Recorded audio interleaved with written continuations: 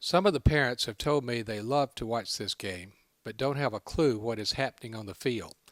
So I thought I would start today's game by identifying the positions that are played by our boys, and then describe two basic offensive formations which are used when Potomac has the ball.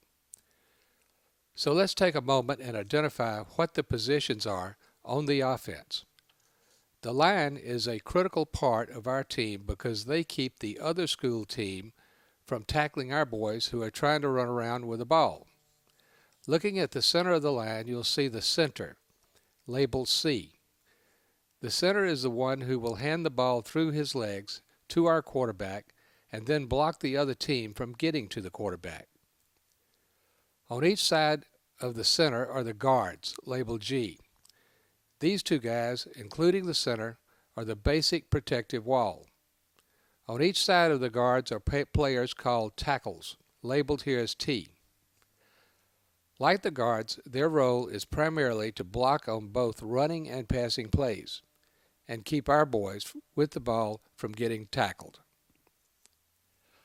Tight ends, labeled here as TE, play on either side of and roughly next to the tackles. They are a mix between a blocker and a pass receiver. If an end moves away from the tackle towards the sideline, he's called a split end or wide receiver, labeled here as WR. The quarterback, labeled QB, is the one who is given the ball at the start of the play. He then either hands the ball to another player behind him, throws it to a receiver or tight end, or even decides to keep the ball and run with it himself.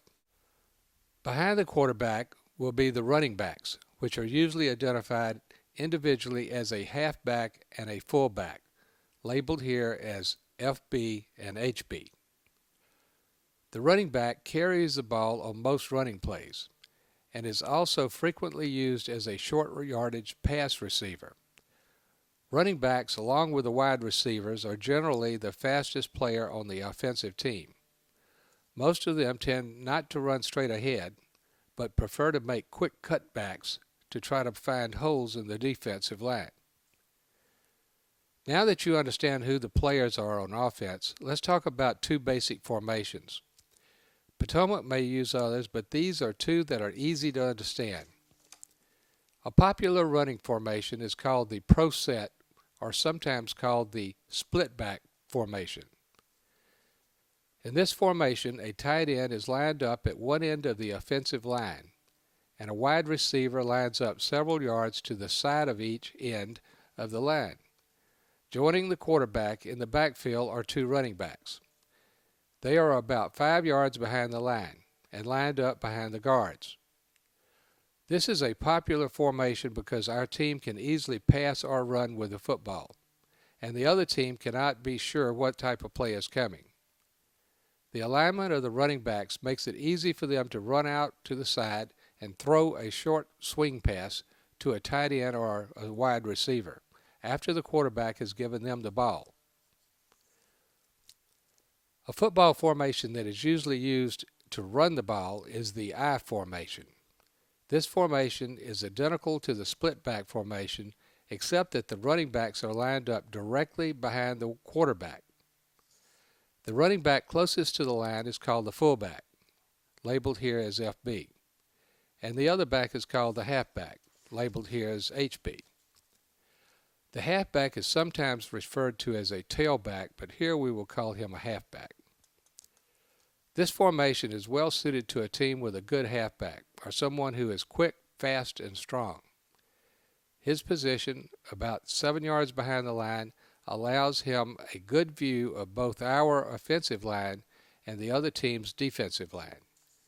This helps him to see a hole to run through that has been opened up by the blocking of our team's linemen.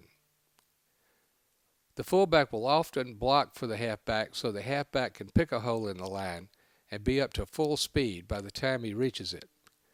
A drawback to this formation is that it is not a strong passing formation, and the other team has a pretty good idea we plan to run the ball when they see us lined up this way.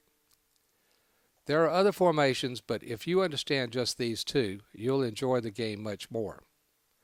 One thing that is important to remember is that the reason they call this a team is because every player is just as important as the others.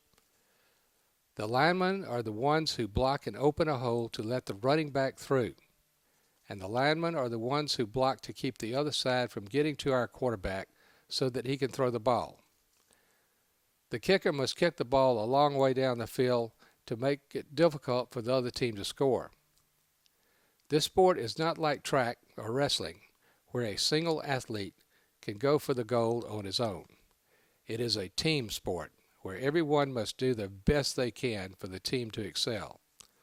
One of the greatest quarterbacks of all time, Archie Manning, father of Eli and Peyton Manning, never really excelled because he never played on a team with linemen who blocked their best to allow the best passer in the country to complete his passes.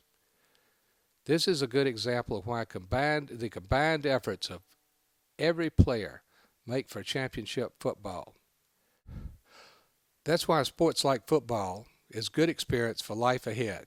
Whatever you decide to do in life, you will do it better if you can rely on others doing their best and you are doing the best you can at the same time. Now that you know how all this works, let's watch today's game.